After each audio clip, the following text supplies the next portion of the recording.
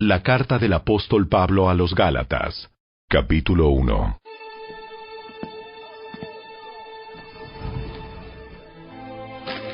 Les escribo, yo, el apóstol Pablo.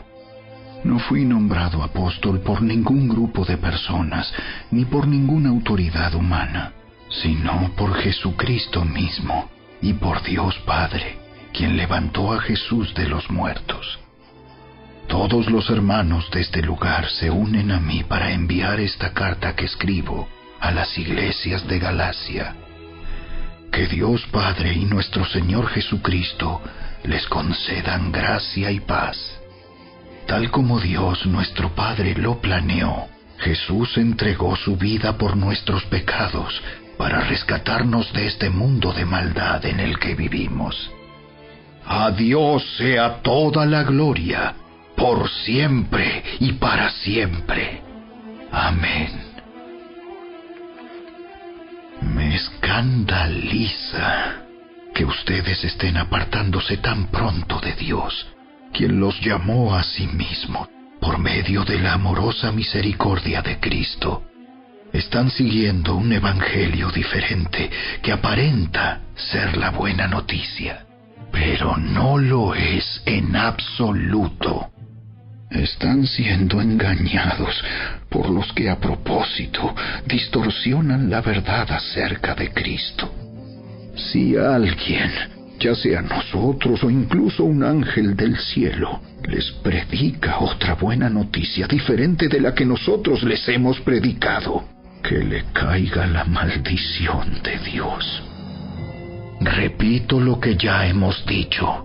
Si alguien predica otra buena noticia distinta de la que ustedes han recibido, que esa persona sea maldita. Queda claro que no es mi intención ganarme el favor de la gente, sino el de Dios. Si mi objetivo fuera agradar a la gente, no sería un siervo de Cristo. Amados hermanos, quiero que entiendan que el mensaje del evangelio que predico no se basa en un simple razonamiento humano. No recibí mi mensaje de ninguna fuente humana, ni nadie me lo enseñó. En cambio, lo recibí por revelación directa de Jesucristo. Ustedes saben cómo me comportaba cuando pertenecía a la religión judía y cómo perseguí con violencia la iglesia de Dios. Hice todo lo posible por destruirla. Yo superaba ampliamente a mis compatriotas judíos en mi celo por las tradiciones de mis antepasados. Pero aún antes de que yo naciera, Dios me eligió y me llamó por su gracia maravillosa. Luego, le agradó revelarme a su Hijo para que yo proclamara a los gentiles la buena noticia acerca de Jesús. Cuando esto sucedió, no me apresuré a consultar con ningún ser humano. Tampoco subí a Jerusalén para pedir consejo de los que eran apóstoles antes que yo.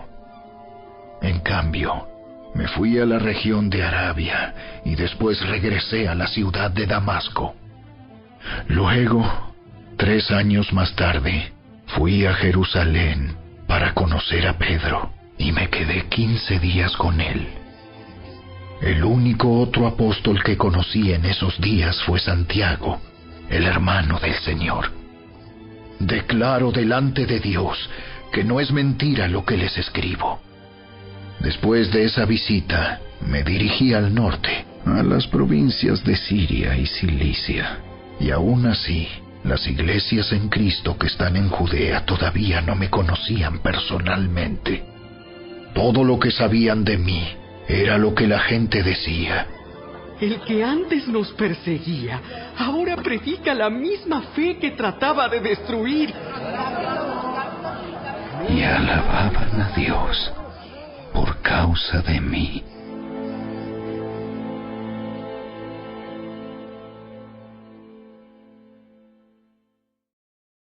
Capítulo 2. Luego, 14 años más tarde, regresé a Jerusalén, esta vez con Bernabé, y Tito también vino. Fui a Jerusalén porque Dios me reveló que debía hacerlo. Durante mi tiempo allí, me reuní en privado con los que eran reconocidos como los dirigentes de la iglesia y les presenté el mensaje que predico a los gentiles. Quería asegurarme de que estábamos de acuerdo, porque temía que todos mis esfuerzos hubieran sido inútiles y que estaba corriendo la carrera en vano. Sin embargo, ellos me respaldaron y ni siquiera exigieron que mi compañero Tito se circuncidara, a pesar de que era griego. Incluso esa cuestión surgió solo a causa de unos supuestos creyentes, en realidad falsos, que se habían infiltrado entre nosotros.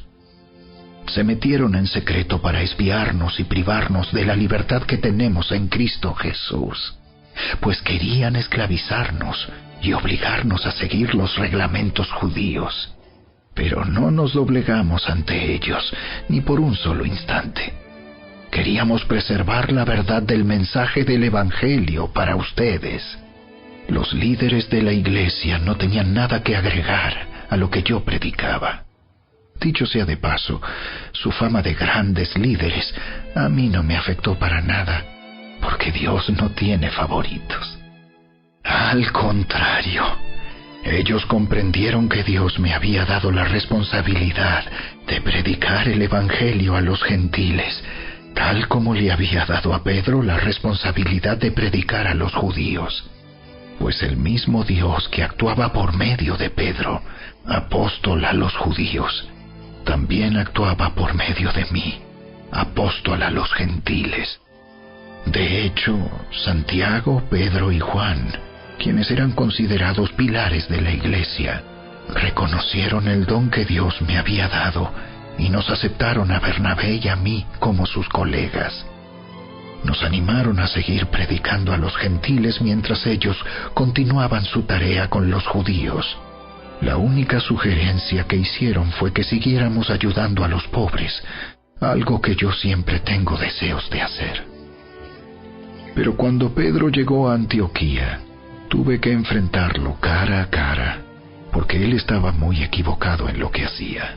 Cuando llegó por primera vez, Pedro comía con los creyentes gentiles, quienes no estaban circuncidados. Pero después, cuando llegaron algunos amigos de Santiago, Pedro no quiso comer más con esos gentiles. Tenía miedo a la crítica de los que insistían en la necesidad de la circuncisión. Como resultado, otros creyentes judíos imitaron la hipocresía de Pedro. E incluso Bernabé se dejó llevar por esa hipocresía.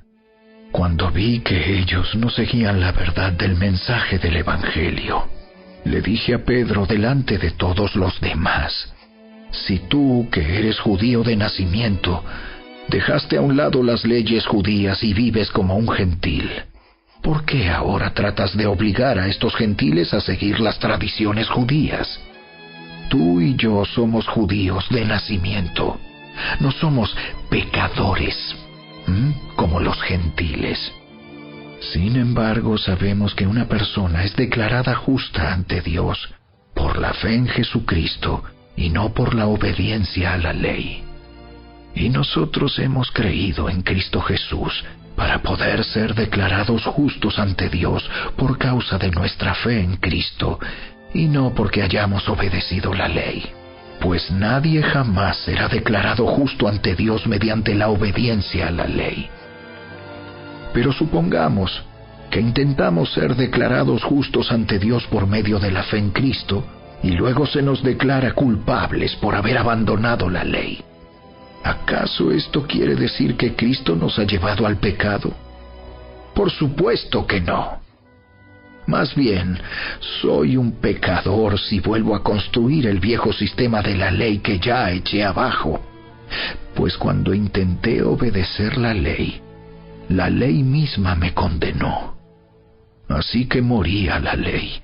Es decir, dejé de intentar cumplir todas sus exigencias a fin de vivir para Dios. Mi antiguo yo ha sido crucificado con Cristo.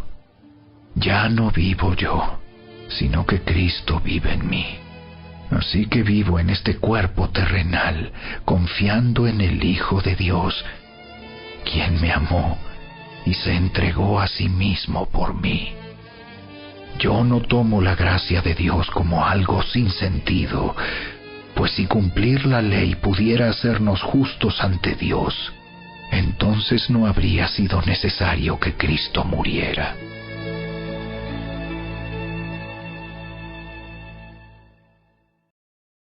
Capítulo 3. ¡Ay, Gálatas tontos! ¿Quién los ha hechizado? Pues el significado de la muerte de Jesucristo se les explicó con tanta claridad, como si lo hubieran visto morir en la cruz. Déjenme hacerles una pregunta. ¿Recibieron al Espíritu Santo por obedecer la ley de Moisés? ¡Claro que no! Recibieron al Espíritu porque creyeron el mensaje que escucharon acerca de Cristo.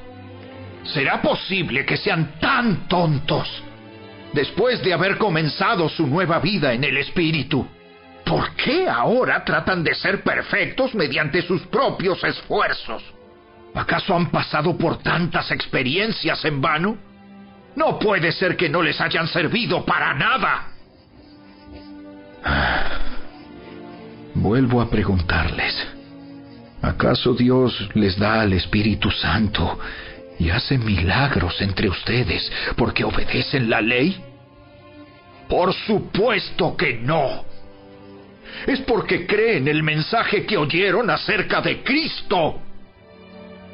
Del mismo modo, Abraham le creyó a Dios y Dios lo consideró justo debido a su fe. Así que los verdaderos hijos de Abraham son los que ponen su fe en Dios. Es más, las Escrituras previeron este tiempo en el que Dios declararía justos a los gentiles por causa de su fe. Dios anunció esa buena noticia a Abraham hace tiempo, cuando le dijo: todas las naciones serán bendecidas por medio de ti. Así que todos los que ponen su fe en Cristo participan de la misma bendición que recibió Abraham por causa de su fe. Sin embargo, los que dependen de la ley para hacerse justos ante Dios están bajo la maldición de Dios, porque las Escrituras dicen: maldito es todo el que no cumple ni obedece cada uno de los mandatos que están escritos en el libro de la ley de Dios. Queda claro, entonces, que nadie puede hacerse justo ante Dios por tratar de cumplir la ley, ya que las Escrituras dicen: es por medio de la fe que el justo tiene vida. El camino de la fe es muy diferente del camino de la ley, que dice: es mediante la obediencia a la ley que una persona tiene vida. Pero Cristo nos ha rescatado de la maldición dictada en la ley. Cuando fue colgado en la cruz, cargó sobre sí la maldición de nuestras fechorías. Pues está escrito: maldito todo el que es colgado en un madero. Mediante Cristo Jesús, Dios bendijo a los gentiles con la misma bendición que le prometió a Abraham, a fin de que los creyentes pudiéramos recibir por medio de la fe al Espíritu Santo prometido. Amados hermanos, el siguiente es un ejemplo de la vida diaria.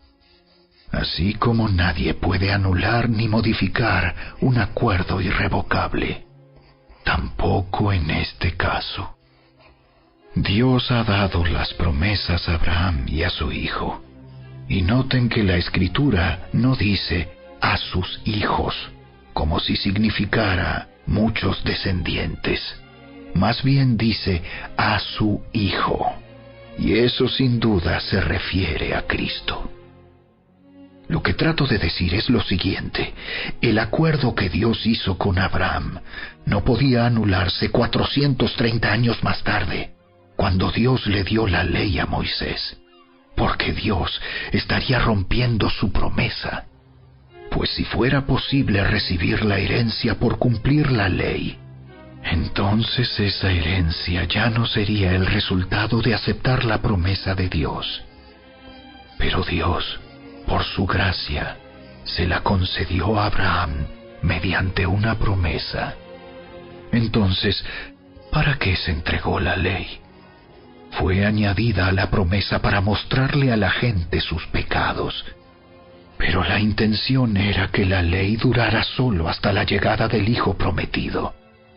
Por medio de ángeles, Dios entregó su ley a Moisés, quien hizo de mediador entre Dios y el pueblo. Ahora bien, un mediador es de ayuda si dos o más partes tienen que llegar a un acuerdo. Pero Dios, quien es uno solo, no usó ningún mediador cuando le dio la promesa a Abraham.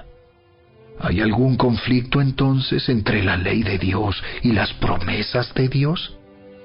De ninguna manera. Si la ley pudiera darnos vida nueva, nosotros podríamos hacernos justos ante Dios por obedecerla. Pero las Escrituras declaran que todos somos prisioneros del pecado. Así que recibimos la promesa de libertad que Dios hizo únicamente por creer en Jesucristo. Antes de que se nos abriera el camino de la fe en Cristo, estábamos vigilados por la ley. Nos mantuvo en custodia protectora, por así decirlo, hasta que fuera revelado el camino de la fe. Dicho de otra manera, la ley fue nuestra tutora hasta que vino Cristo. Nos protegió hasta que se nos declarara justos ante Dios por medio de la fe. Y ahora que ha llegado el camino de la fe, ya no necesitamos que la ley sea nuestra tutora, pues todos ustedes son hijos de Dios por la fe en Cristo Jesús, y todos los que fueron unidos a Cristo en el bautismo se han puesto a Cristo como si se pusieran ropa nueva. Ya no hay judío ni gentil, esclavo ni libre, hombre ni mujer, porque todos ustedes son uno en Cristo Jesús. Y ahora que pertenecen a Cristo, son verdaderos hijos de Abraham, son sus herederos, y la promesa de Dios a Abraham les pertenece a ustedes.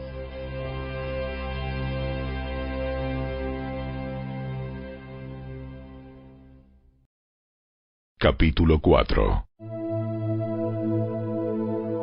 Piénsenlo de la siguiente manera. Si un padre muere y deja una herencia a sus hijos pequeños, esos niños no están en mejor situación que los esclavos hasta que se hagan mayores de edad, aunque son los verdaderos dueños de todas las posesiones de su padre. Tienen que obedecer a sus tutores hasta que cumplan la edad establecida por su padre.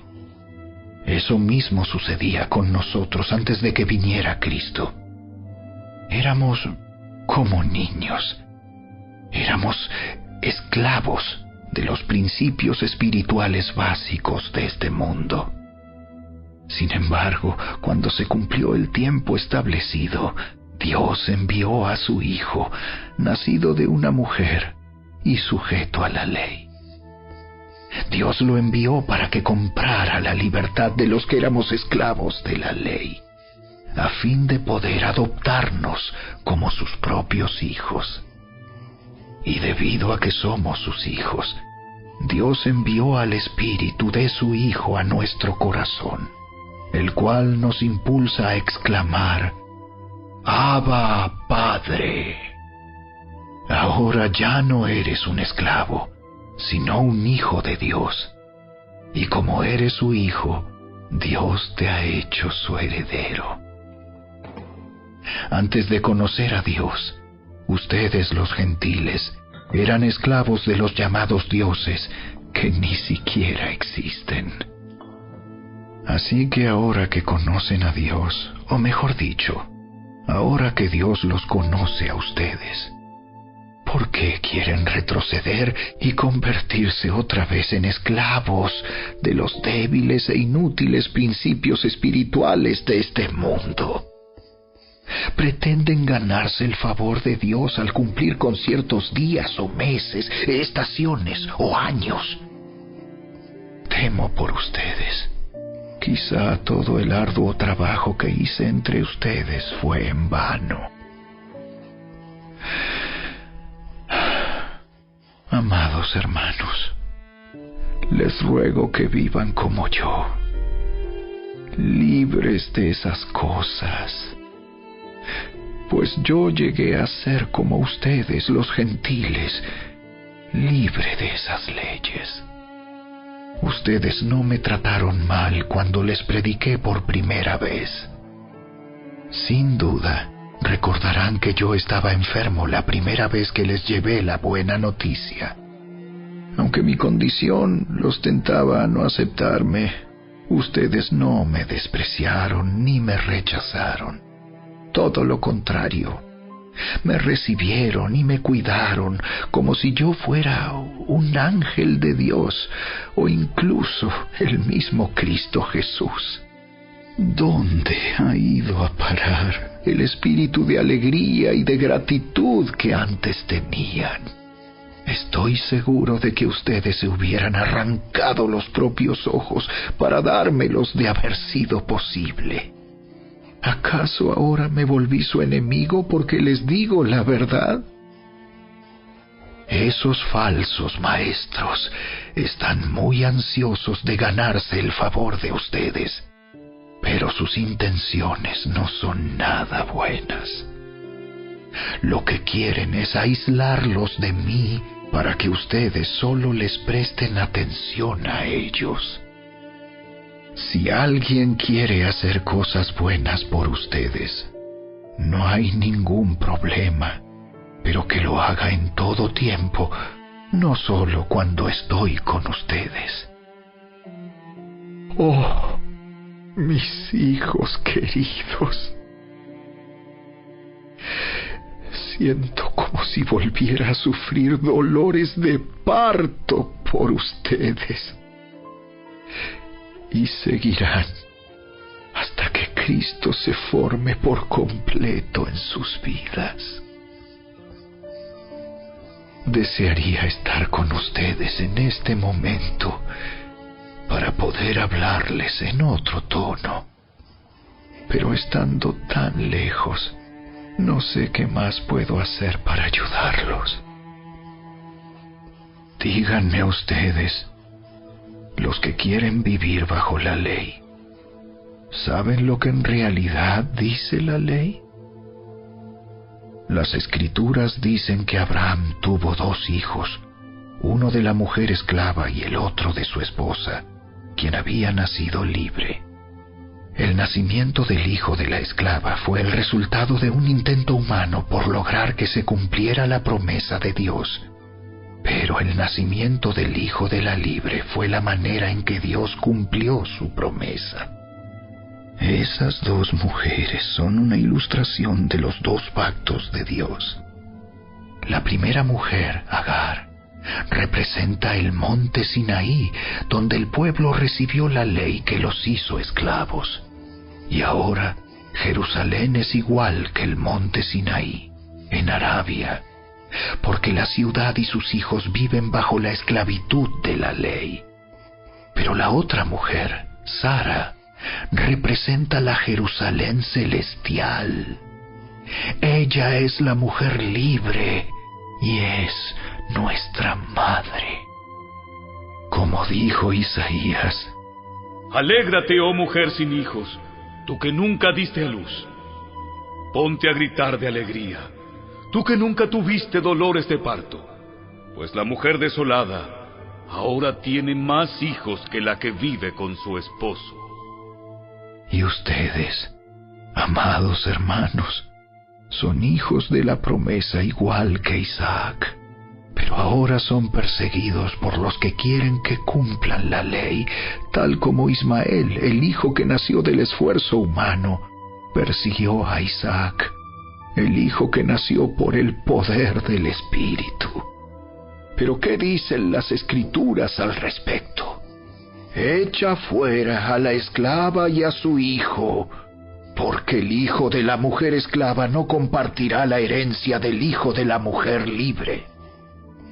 Así que, amados hermanos, no somos hijos de la mujer esclava, somos hijos de la mujer libre.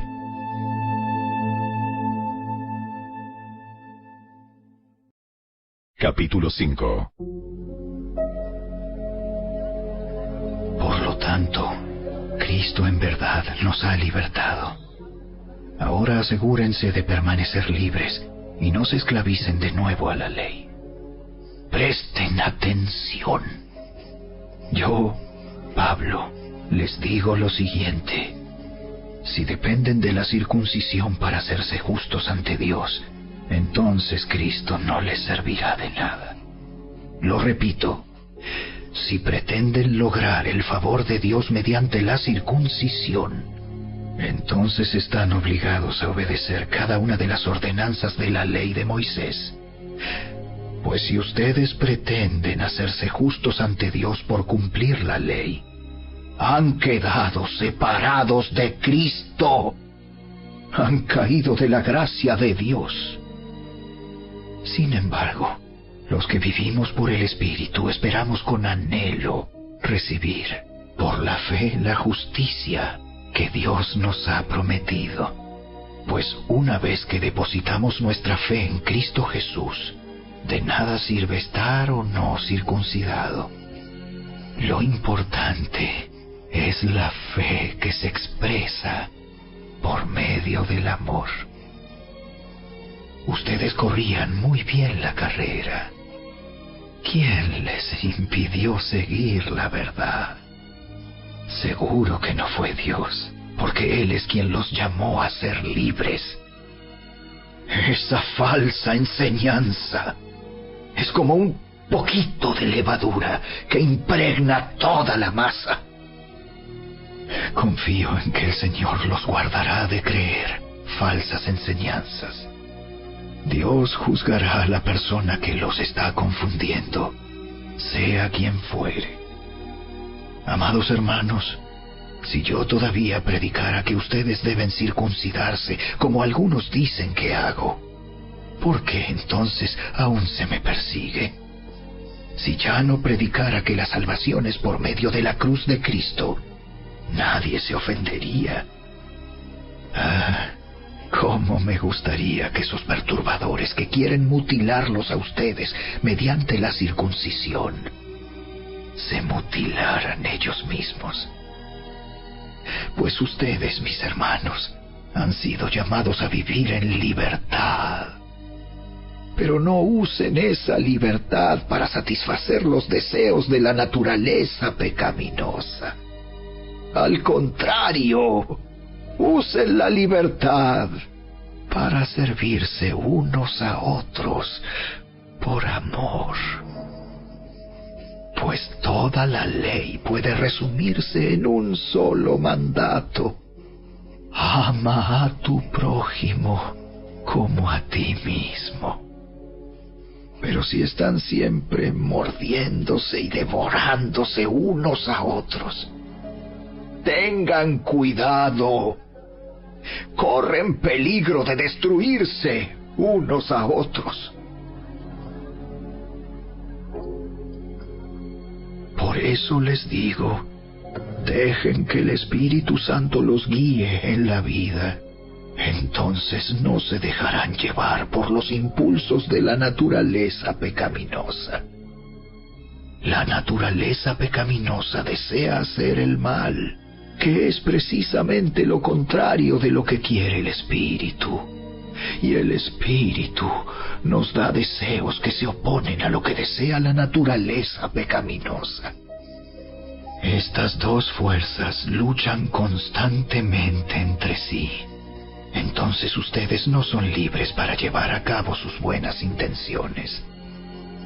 Pero cuando el Espíritu los guía, ya no están obligados a cumplir la ley de Moisés. Cuando ustedes siguen los deseos de la naturaleza pecaminosa, los resultados son más que claros. Inmoralidad sexual, impureza, pasiones sensuales, idolatría, hechicería, hostilidad, peleas, celos, arrebatos de furia, ambición egoísta, discordias, divisiones, envidia, borracheras, fiestas desenfrenadas y otros pecados parecidos. Permítanme repetirles lo que les dije antes. Cualquiera que lleve esa clase de vida no heredará el reino de Dios. En cambio, la clase de fruto que el Espíritu Santo produce en nuestra vida es amor, alegría, paz, paciencia, gentileza, bondad, fidelidad, humildad y control propio. No existen leyes contra esas cosas. Los que pertenecen a Cristo Jesús han clavado en la cruz las pasiones y los deseos de la naturaleza pecaminosa y los han crucificado allí. Ya que vivimos por el Espíritu, sigamos la guía del Espíritu en cada aspecto de nuestra vida. No nos hagamos vanidosos, ni nos provoquemos unos a otros, ni tengamos envidia unos de otros.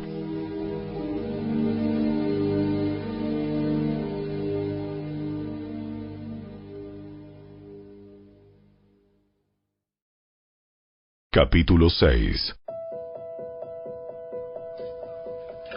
Amados hermanos, si otro creyente está dominado por algún pecado, ustedes, que son espirituales, deberían ayudarlo a volver al camino recto con ternura y humildad.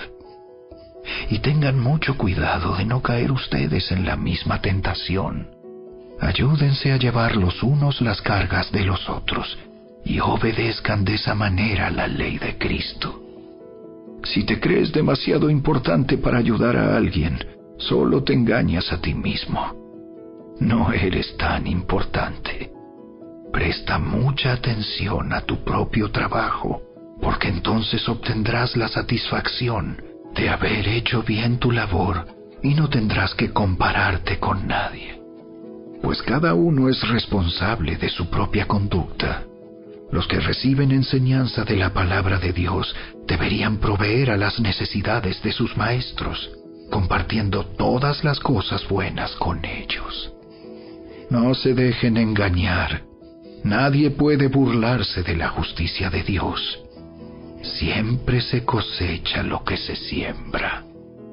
Los que viven solo para satisfacer los deseos de su propia naturaleza pecaminosa cosecharán de esa naturaleza destrucción y muerte. Pero los que viven para agradar al Espíritu, del Espíritu, cosecharán vida eterna. Así que no nos cansemos de hacer el bien. A su debido tiempo cosecharemos numerosas bendiciones si no nos damos por vencidos. Por lo tanto, siempre que tengamos la oportunidad, hagamos el bien a todos, en especial a los de la familia de la fe. Fíjense que uso letras grandes para escribirles de mi propio puño y letra estas últimas palabras. Los que tratan de obligarlos a circuncidarse lo hacen para quedar bien con otros. No quieren ser perseguidos por enseñar que solo la cruz de Cristo salva. Ni siquiera los que luchan a favor de la circuncisión cumplen toda la ley. Solo quieren que ustedes se circunciden para poder jactarse de ello y decir a todos que ustedes son sus discípulos. En cuanto a mí, que nunca me jacte de otra cosa que no sea la cruz de nuestro Señor Jesucristo. Debido a esa cruz, mi interés por este mundo fue crucificado, y el interés del mundo por mí también ha muerto. No importa si fuimos o no circuncidados. Lo importante es que hayamos sido transformados en una creación nueva. Que la paz y la misericordia de Dios sean con todos los que viven según ese principio. Ellos son el nuevo pueblo de Dios. De ahora en adelante, que nadie me cause problemas con esas cosas, pues yo llevo en mi cuerpo cicatrices que muestran que pertenezco a Jesús. Amados hermanos, que la gracia de nuestro Señor Jesucristo sea con el espíritu de cada uno de ustedes. Amén.